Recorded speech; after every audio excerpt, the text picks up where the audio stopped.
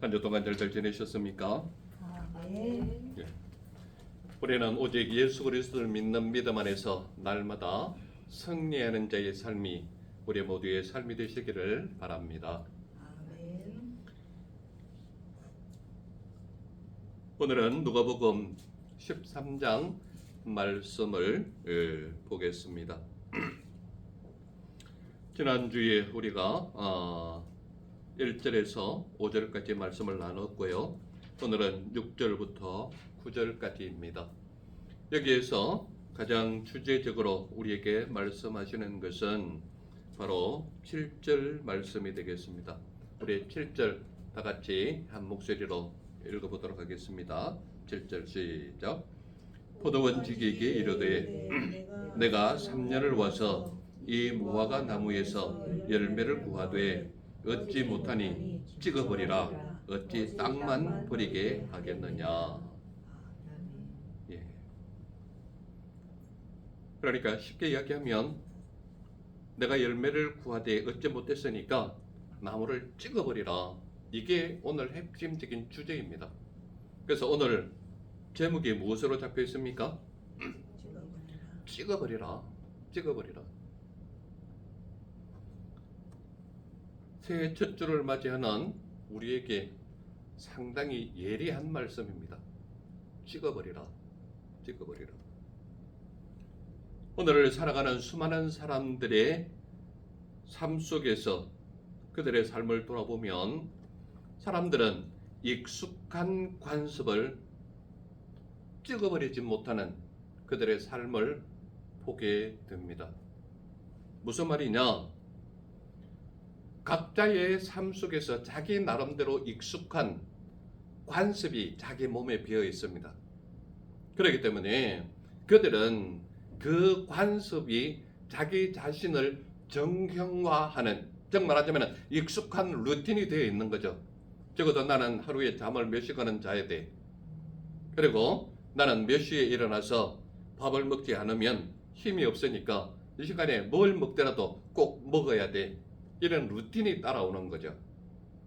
그래서 사람들은 자기도 모르게 자기에게 익숙한 관습이 배어 있는 겁니다. 그렇기 때문에 그 익숙한 관점에서 약간만 벗어나도 견디지를 못하는 거예요. 이게 사람들이 자기가 만들어진 자기 루틴에서 벗어나지 못하니까 하나님의 말씀을 아무리 적용하고 아무리 그 말씀대로 살아라고 얘기를 해도 말씀과는 관계없는 삶이 자기 관습이 되어버리는 거죠. 그래서 사람들은 익숙한 관습을 찍어버리지 못하는 그들의 삶을 보게 된다 이 말입니다. 왜 그렇습니까? 바로 관습이 자신을 정형화하기 때문입니다. 정형화가 무엇입니까? 자기 자신을 어떤 틀에 가두어 놓는 삶을 말하는 거죠. 나는 적어도 이런 것은 해야 돼. 그리고 나는 적어도 이런 것을 먹어야 돼. 나는 적어도 이러한 삶 속에서 벗어날 수 없는 위치에 있어. 누가 만든 걸까요? 하나님의 말씀이 그렇게 만드셨습니까? 자기 자신이 자기 삶의 관습을, 자기의 정형화 틀을, 자기의 루틴을 익숙하게 만들어버리는 것이죠. 그렇기 때문에 하나님의 말씀이 그렇게 하지 마라, 이렇게 해라, 이것을 지켜라 했을 때 자기 루틴을 벗어나거나 정형화된 자기 틀을 벗어나거나 자기의 어떤 익숙한 그 관습을 깨어버리는 것을 명령해버리면 지키지를 못하는 거예요. 그러니까 사람들은 언제나 무엇과 싸우느냐? 자기의 정형화된 틀, 자기에게 익숙한 관습, 자기를 벗어나지 못하게 하는 어떤 틀을 벗어나라고 가르치면 따르지를 못하는 거예요. 왜냐? 자기에게 익숙한 관습이거든요. 자기 스스로 만들어진 정형화 틀이 있거든요. 그리고 자기 스스로 옳다라고 여겨지는 자기만의 루틴이 있거든요. 그래서 사람들은 그 익숙한 관습을 찍어버리지 못하는, 즉 말하자면 자기 울타리를 자기 스스로 만들고 있는 그런 삶의 모습을 우리는 흔히 볼 수 있다 이 말입니다. 그러므로 자기 자신이 내가 만들어진 내 관습, 내가 만들어지는 내 루틴, 내가 만들어진 내 관습이 말씀에 입각한 틀이냐, 내게 익숙한 틀이냐, 이것을 점검해 보는 시간이 오늘이 되었으면 좋겠습니다.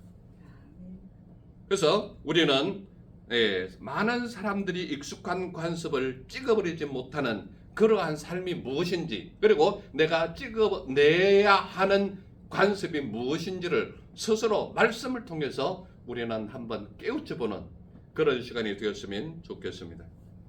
오늘 7절 말씀에 보면 우리에게 가장 핵심적인 말씀을 하시는 것이 무엇이냐, 내가 열매를 구하되 얻지 못하니 찍어버리라. 이게 오늘 우리에게 주는 주제입니다. 찍어버리라. 하나님의 말씀이 우리에게 보여주는 관점이 세 가지 관점이 있는데, 내가 열매를 구하되 얻지 못했으니까 찍어버리라 라는 것이 어떤 주제의 말씀이었다면, 여기서 나타나는 중요한 관점 세 가지가 있는데, 그게 나타나는 첫 번째 관점이 무엇이냐, 한 사람이 있었다는 거예요. 한 사람이 있었다. 그런데 이 사람이, 포도원은 어떤 일정한 틀을 말하죠. 울타리가 있는 그 틀을 말하는 거예요. 거기에다가 무엇을 심었느냐, 무화과 나무를 심은 겁니다. 무화과 나무를 심었는데, 이 한 사람이 무화과 나무 열매를 구하였으나 얻지 못했다라고 말하고 있습니다. 얻지 못했다. 바로 6절에 그 말씀이 있는 것입니다.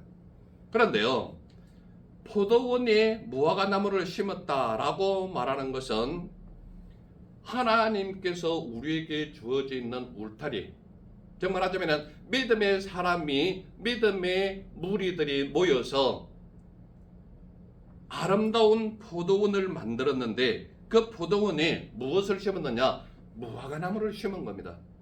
자, 여러분들 성경 전체에서요, 포도나무가 나오거나 무화과 나무가 나왔다, 이것은 누구를 얘기하느냐, 믿음의 사람 이스라엘 백성을 지칭하는 겁니다. 그러므로 이스라엘 백성들이 언제나 떨어지지 않고 일상생활에서 늘 친숙하게 대하는 것이 무엇이냐, 무화과 나무, 포도나무입니다. 그래서 포도 열매와 무화과 열매는 언제나 믿음의 사람과 함께 하는 거예요. 그러므로 포도나무에 포도 열매가 나타났거나 무화과 나무에 무화과 열매가 나타났다, 믿음의 사람, 이스라엘 백성, 영적 이스라엘 백성, 믿음의 사람, 백성, 하나님의 백성, 이것을 의미하는 것입니다. 그러므로 한 사람이 무화과 나무를 열매를 구했으나 얻지 못했다라고 말하는 것은, 그 말씀을 하는 배경에 보면 포도원에 무화과 나무를 심었다 이렇게 얘기하는 것은 하나님의 말씀으로 하나님의 백성을 아름답게 키워놨다 이 말입니다. 정말 하자면 하나님의 말씀으로 자라게 하는 그들에게 하나님의 말씀으로 아주 보기에 풍요로운 그런 모습으로 자라게 했다 이 말입니다. 그런데 열매 맺을 시기가 되었다라고 말하고 있습니다. 열매 맺을 시기. 자, 여러분들 혹시 과수원을 해보셨는지 모르겠지만, 혹시 또 가정 안에서 감나무를 심어봤거나 포도나무를 심어봤거나 이런 경험이 있는 사람, 또 석류나무를 심어봤거나, 저희는 시골에서 자랐기 때문에 어릴 때 울타리에 포도나무도 심어봤고 석류나무도 심어봤습니다. 그래서요, 초여름 오기 전에 석류꽃이 피고 석류 요만한 열매를 맺으면요, 얼마나 탐스럽고 이쁘게 보이는지 몰라요.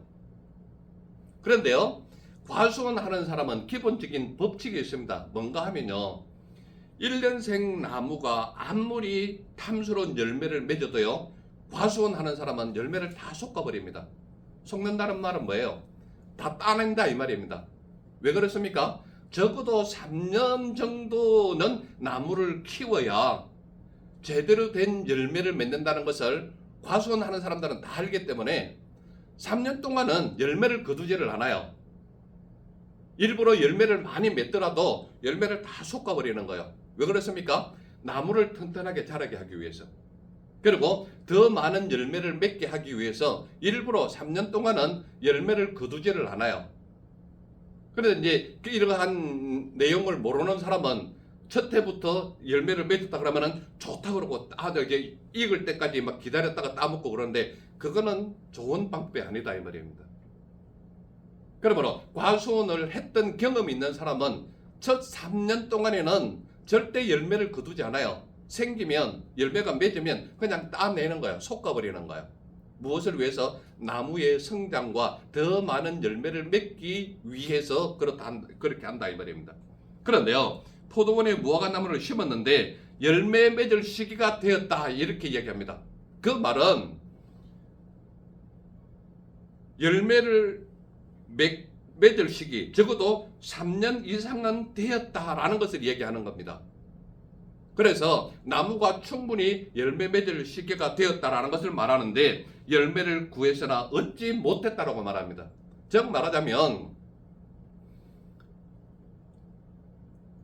나무를 키우는 과수원지기도 그러한 것을 알진데 하나님의 백성, 이스라엘 백성, 믿음의 사람, 하나님의 택한 백성들이 하나님의 말씀을 믿고 하나님 안에서 3년 이상 성숙되고 3년 이상 말씀으로 성장하고 3년 이상 그 말씀으로 풍족히 먹었는데 열매가 없다. 노인의 이 과수원지기에 놀라운 화를 발하게 되는 것이 열매 맺을 시기가 되었는데 열매가 없을 때에 말할 수 없는 실망감이 있는 거예요. 말할 수 없는 안타까움이 있는 거예요. 왜 그렇습니까? 보기에는 삐까뻔쩍한 모습을 분명히 가지고 있는 거예요.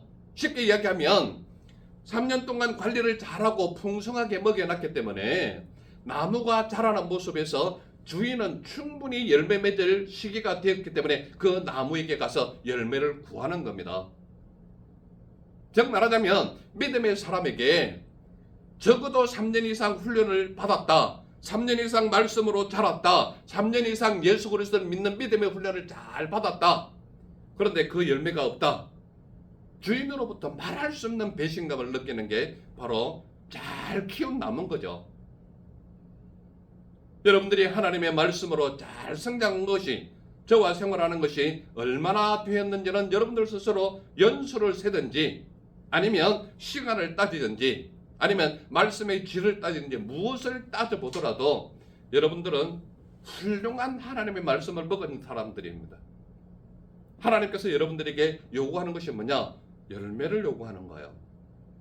적어도 3년이 지났다면, 즉 말하자면 나무로서 훌륭한 역할을 감당할 수 있는, 즉 말하자면 여러분들의 삶 속에서 적어도 3년 이상 훈련을 받았다면, 하나님의 말씀을 풍성하게 먹었다면, 하나님의 말씀으로 충분한 훈련 기간을 가졌다면 과수원지기로서의 주인으로서의 역할은 가서 열매를 따고 싶은 거예요. 그래서 한 사람이 무화과나무 열매를 구했으나 얻지 못했다라고 제시를 하고 있는 것입니다. 이것은 겉으로 보기에는 믿음을 가진 사람인데 믿음의 열매가 없다라는 것을 나무라고 있는 모습이 바로 이 모습이란 말이에요. 여러분들이 얼마나 훈련을 받았고 얼마나 하나님의 말씀을 먹었고 얼마나 말씀으로 나를 온전한 나무로 세우기를 위해서 수고하고 애썼는지는 여러분들 스스로도 알고 저의 열정을 가지고서도 여러분들에게 전했던 제 모습을 보아서도 얼마나 열심히 전했는지는 알 수 있다 이 말입니다. 그러나 여러분들에게 분명히 질문을 하는 거예요. 과수원지기로서 여러분들에게 질문을 하는 겁니다. 열매를 다오. 열매를 구하고 있는 거예요. 그렇다면 여러분들이 가지고 있는 열매가 무엇인지 제시를 해야 되지 않습니까? 누구에게요? 하나님 앞에. 하나님 앞에. 그래서 첫 번째 관점이 우리에게 알려주는 것이 무엇이냐? 한 사람이 무화과나무를 열매를 구했는데 얻지 못했다는 것을 우리에게 한 관점으로 보여주고 있다 이 말입니다. 그렇다면 두 번째 관점이 무엇이냐? 내가 3년을 와서 이 열매를 구하되 얻지 못하니 찍어버리라는 거예요. 우리 조금 전에 읽은 7절 말씀이지 않습니까? 우리 7절 다시 한번 읽겠습니다. 7절 다 같이 시작. 포도원 지기에게 이르되 내가 3년을 와서 이 무화과 나무에서 열매를 구하되 얻지 못하니 찍어버리라. 어찌 땅만 버리게 하겠느냐. 정 말하자면 하나님의 말씀을 받은 사람이 하나님의 말씀의 열매를 얻지 못했다면 하나님의 말씀에 올바른 씨, 좋은 땅에 뿌려진 씨, 이 씨가 여러분들에게 열매를 맺지 못한다면 그 속에서 썩어 문드러지는 것이거든요. 제가 하나님의 말씀을 늘 전했을 때 무슨 말을 했는가 하면 먹기만 하고 배설하지 못한 자의 배 아픔은 말할 수 없는 고통이라고 제가 한번 말씀을 드렸습니다. 여러분들은 기억날지 모르겠는데 먹기만 하고 배설하지 못한다면 이 고통은 말할 수 없는 고통입니다. 여러분들 이 설교를 할 때요, 제가 두 가지를 비유를 했습니다. 첫 번째로 잘 보세요. 먹지 못해서 배고픈 고통이 더 클까요? 먹는 대로 배설하지 못한 고통이 더 클까요? 어떤 고통이 더 클까요? 그때 제가 이 설교 말씀을 전하면서 이 질문을 했습니다. 여러분들에게. 여러분요, 먹지 못하는 고통도 말할 수 없는 고통이지만요, 먹는 대로 배설하지 못하는 고통의 배아픔은요, 견딜 수 없는 배아픔이거든요. 여러분들 변비로 한번 배 아파 보셨습니까? 배설하지 못하는 고통이 얼마나 큰지 아십니까? 정말 견딜 수 없는 고통이거든요. 그러므로 하나님의 말씀을 먹었는데 먹는 대로의 열매를 거두지 못하거나 열매에 맺는 흔히들 말하는 인풋이 있고 아웃풋이 있는데 인풋만 잔뜩 세워놓으면요, 내 배만 쌓여가지고 이 몸만 불러지고 머리만 커지니까 움직이지를 못하는 거예요. 먹는 대로 배설하는, 정말 하자면 생산적인 일이 따르지 않을 때는요, 내적인 고통이 자기 자신을 괴롭혀요. 그 괴롭힘은요, 정말 자기로서도 견딜 수 없는 아픔이 내면 속에 있는 거예요. 왜 나는 이럴까? 왜 나는 이런 고통을 당할까?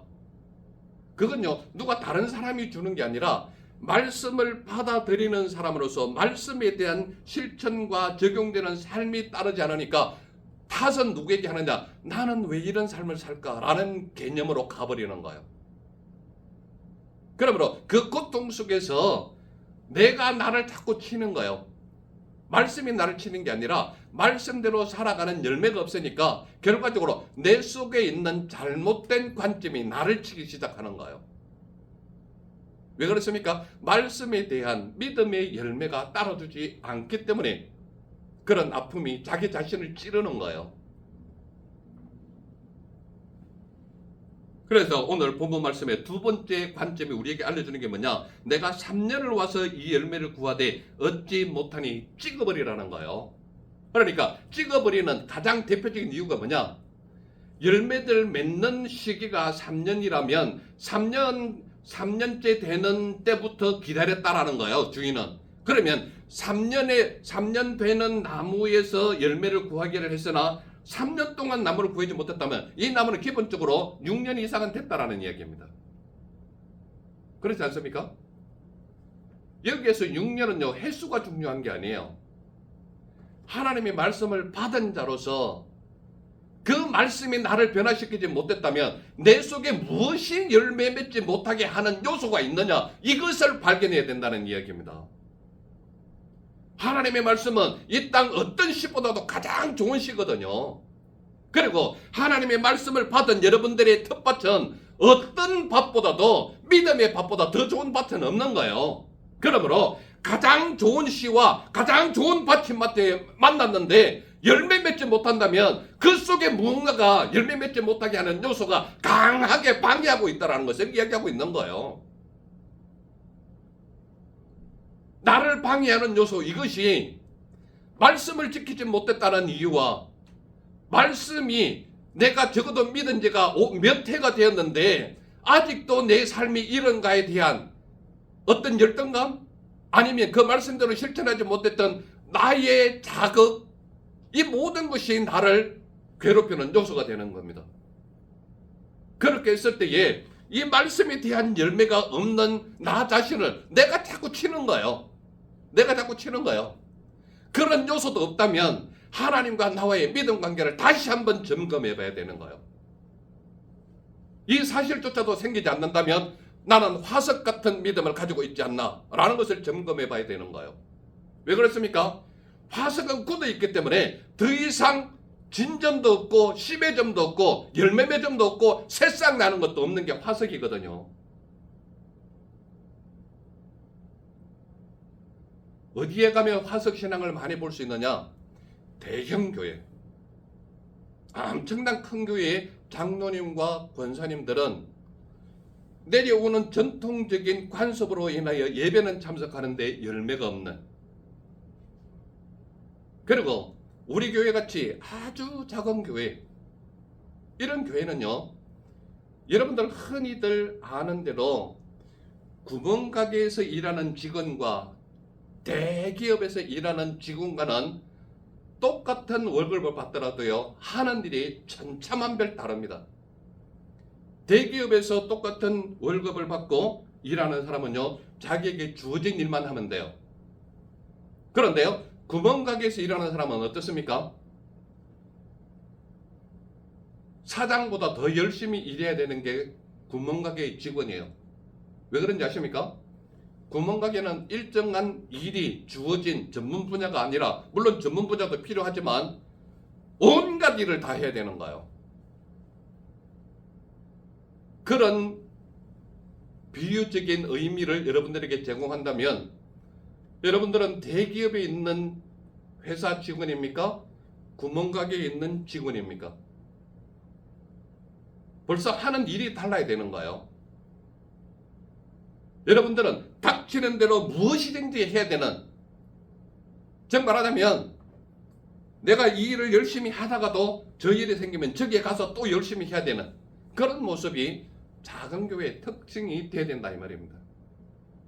근데 어디에도 여러분들이 일이 보이지 않는다, 그러면 나를 점검해 보라는 거예요. 내 속사람이 잘못됐는지, 내 믿음이 잘못됐는지, 하나님의 말씀이 잘못 증거되고 있는지, 이것이 바로 열매를 맺느냐 못 맺느냐 이 차이를 가지고 오는 것이거든요. 그래서 내가 3년을 와서 이 열매를 구하되 얻지 못하니 찍어버리라는 게 주인의 의도입니다. 여기서 분명히 말하는 것은요, 열매 맺을 시기에 열매를 구하려고 3년을 기다렸다는 거예요. 즉 말하자면 어떤 나무든지 3년째부터 열매 맺는 그것을 수익하는 것이 기본이거든요. 그렇다면 적어도 3년은 키웠고 3년째 되는 해서부터 3년을 기다렸다는 것은 최소한 6년 정도는 열매 맺기를 기다렸다는 거예요. 그렇지 않습니까? 그런데 열매 맺는 것이 없다라고 얘기합니다. 주인을 보세요. 참고 인내하며 오랫동안 열매를 기다렸다라고 분명히 말하고 있습니다. 그렇지 않아요? 주인이 참고 인내하며 오랫동안 열매를 기다렸다. 이 말은 하나님의 말씀을 받은 너희는 하나님의 말씀의 열매를 거두어야 당연한 것인데 오랫동안 기다리고 기다려도 열매 맺는 모습이 없다라는 것을 분명히 던지고 있는 것입니다. 그래서 뭐라고 얘기하느냐? 주인이 열매를 구하되 얻지 못하니 찍어버리라고 명령하는 거예요. 찍어버리라. 이게 두 번째 관점이에요. 자, 세 번째 관점은 어떤 것을 말하고 있습니까? 세 번째 관점은요, 8절 9절에 나타나고 있는데요. 우리 8절 9절 다 같이 한번 읽어볼까요? 시작. 대답하여 이르되 주인이여 금년에도 그대로 두소서. 내가 두루 파고 거름을 줄이니 이후에 만일 열매가 열면 좋거니와 그렇지 않으면 찍어버리소서 하였다. 잘 보시기 바랍니다. 내가 두루 파고 거름을 줄이니 만일 열매가 열면 좋거니와 그렇지 않으면 찍어버리소서 분명히 말하고 있습니다. 여기서 우리에게 분명히 의미하는 것이 있습니다. 내가 두루 파고 거름을 주겠다. 이 말은 누가 하는 말이에요? 과수원지기가 하는 말이에요. 과수원지기가.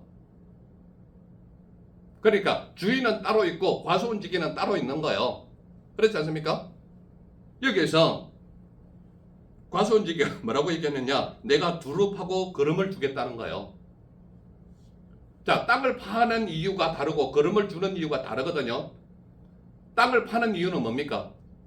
혹시 뿌리가 상했을까봐, 혹시 뿌리가 상해서 제대로 서지 못했을까봐 땅을 파는 거예요. 그런데 땅을 파는 이유가 뭡니까?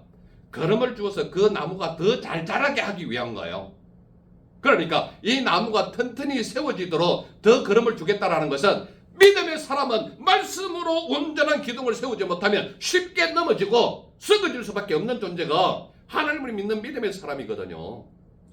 그러므로 땅을 두릅하고 거름을 주겠다라는 것은 더욱 성장할 수 있도록, 말씀의 깊이를 더할 수 있도록 말씀을 더 주겠다라는 것을 이야기하는 겁니다. 그렇다면 이 과수원주기는 누구를 비유하고 있는 걸까요? 예수님을 비유하고 있는 거예요. 예수님은 우리의 열매 맺지 못하는 그 안타까움을 보고 다시 땅을 파서 거름을 더 주겠다고 얘기하는 거예요. 이해가 되십니까? 제가 무슨 말을 하고 있는지. 그러므로 내가 두릅하고 거름을 주겠다고 막 이야기합니다. 그러면서 분명하게 주인에게 제시하는 게 있습니다. 뭐냐? 만일 열매가 열면 좋은 것이다라고 말합니다. 열매가 열리면, 열매가 맺히면 그거 좋은 것 아닙니까? 그런데요, 분명하게 후반절에 우리에게 이렇게 얘기하고 있습니다. 그렇지 않으면, 즉 말하자면 열매 맺지 않으면 그때 찍어버리셔서, 이렇게 얘기를 하는 겁니다. 여러분들은 하나님의 말씀을 믿고 따르면서 순종하면서 그 말씀에 따라서 믿음의 열매, 말씀의 열매, 신앙의 열매를 맺고 있는가를 점검해야 되는 시기가 바로 이런 시기다 이 말입니다. 그래서 예수님께서 우리에게 뭐라고 얘기하느냐? 그렇지 않으면 찍어버리셔서, 이렇게 이야기한다 이 말입니다. 정말 말하자면 마지막으로 여러분들에게 제시하는 게 뭐냐? 열매를 맺을 수 있도록 더욱 말씀에 깊이 있는 거름을 제공할 테니 그 말씀을 더욱 의지하여서 열매를 맺는 너희가 되었으면 좋겠다라는 것을 말하고 있는 거예요. 그래서 오늘 말씀 속에서 가장 대표적인 관점 세 가지가, 첫 번째가 뭐냐? 한 사람이 무화과 나무 열매를 구했으나 얻지 못했다라는 것이 첫 번째 관점이에요. 두 번째 관점이 뭐냐? 3년을 와서 열매를 구하되 얻지 못했다. 그러니 찍어버리라. 이 관점이 두 번째 관점이에요. 세 번째 관점이 뭐냐? 내가 두릅하고 거름을 주리니 만일 열매가 열면 좋거니와 그렇지 않으면 그때 찍어버리라 이 말입니다. 이 세 가지 관점을 우리에게 던져주고 있는 거예요. 그렇다면 제가 여러분들에게 아주 간단한 질문을 할 수 있겠죠. 사람들은 왜 열매 없는 관습을 찍어버리지 못할까요?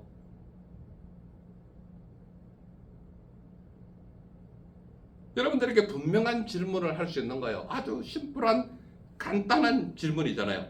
사람들은 왜 열매 없는 관습을 찍어버리지 못할까? 그 이유는 간단합니다. 익숙한 관습이 열매 맺지 못한다는 사실을 알지 못하기 때문입니다. 내게 익숙한 관습, 내게 주어진 루틴, 내게 정형화된 틀이 인간적인 관점에서 나의 편리 때문에 생긴 것인지 하나님의 말씀을 지키려고 하다 보니까 만들어진 틀인지 분명히 생각해야 되는 거예요. 사람들은 왜 열매 없는 관습을 찍어버리지 못하느냐? 익숙한 관습이 열매 맺지 못한다는 사실을 알지 못하기 때문에 익숙한 관습을 찍어버리지 못하는 것뿐입니다. 또한 사람들은 왜 열매 없는 관습을 찍어버리지 못하느냐? 내가 누리고 있는 하나님의 은혜가 얼마나 큰 것인지를 알지 못하기 때문에 내 관습을 내 스스로 찍어버리지 못하는 거예요. 내가 오늘날 누릴 수 있는 이 모든 것은 누가 나에게 제공한 거예요? 하나님께서 제공한 것이에요. 내가 내 노력대로, 내가 내 땀의 대가로 얻은 것도 맞습니다. 그러나 그 모든 비의 배경 속에는 누가 우리에게 후원하고 도와주고 제공을 하느냐? 여호와 하나님께서 우리의 믿음을 보고 우리에게 필요한 것을 제공하시는 하나님이 우리의 하나님이시다 이 말입니다. 그러므로 내 뒤에서 언제나 내가 누리고 있는 모든 것은 하나님의 은혜가 얼마나 큰 것인지를 알지 못하기 때문에 열매 맺지 못하는 내 관습을 찍어버리지 못하는 거예요. 또한 사람들은 왜 열매 맺지 못하는 관습을 찍어버리지 못하느냐? 나를 위한 예수님의 희생이 얼마나 큰 것인가를 모르기 때문에 열매 없는 관습을 찍어버리지 못하는 그들의 삶을 볼 수가 있다 이 말입니다. 우리가 믿는 예수님은 죄인인 나를 위해 자신을 찍어버리려고 우리에게 오신 하나님이 우리 예수님이시다 이 말이에요.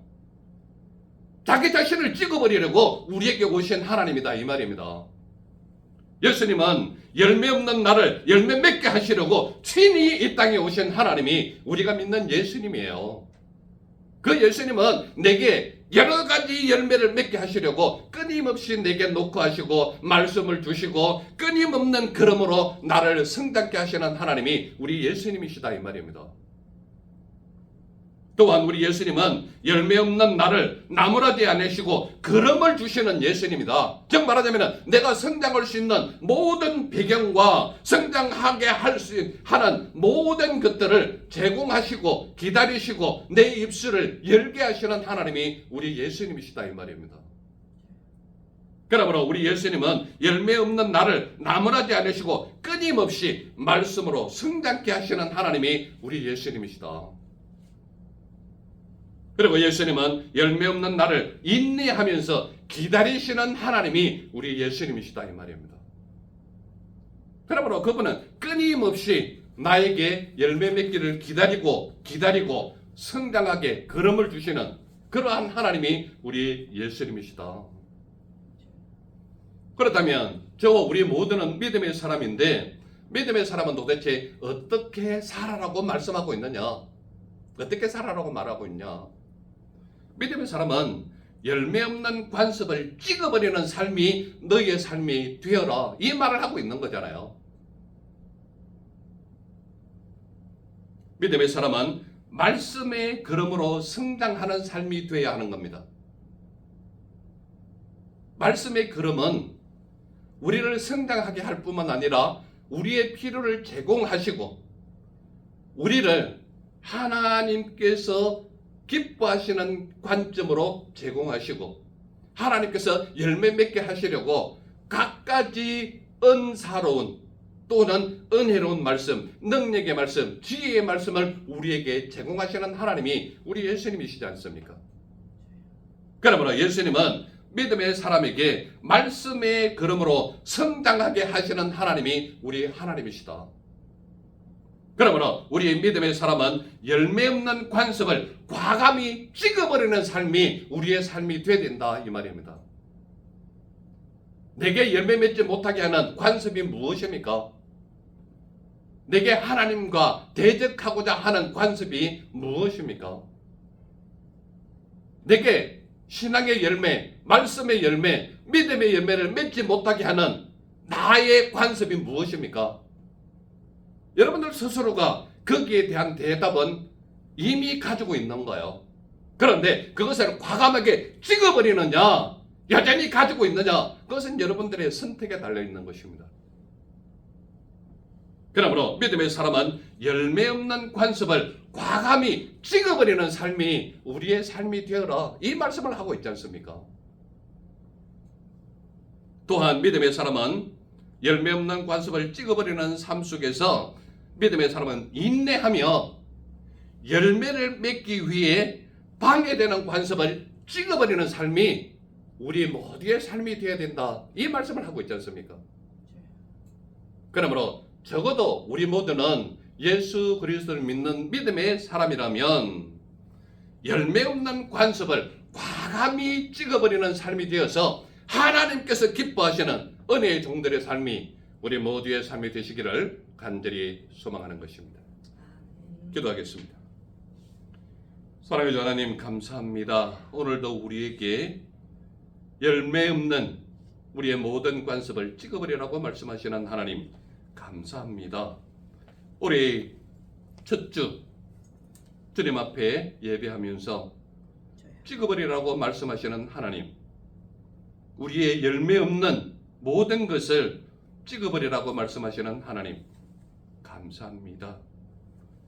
나 스스로에게 하나님 앞에 열매 맺지 못하는 모든 관습들을 찍어버리게 하옵소서. 나의 삶 속에서 하나님 말씀과 대적하는 모든 잘못된 관습들 과감하게 찍어버리게 하옵소서.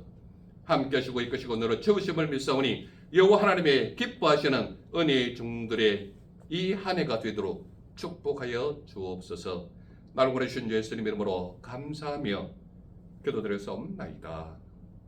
아멘.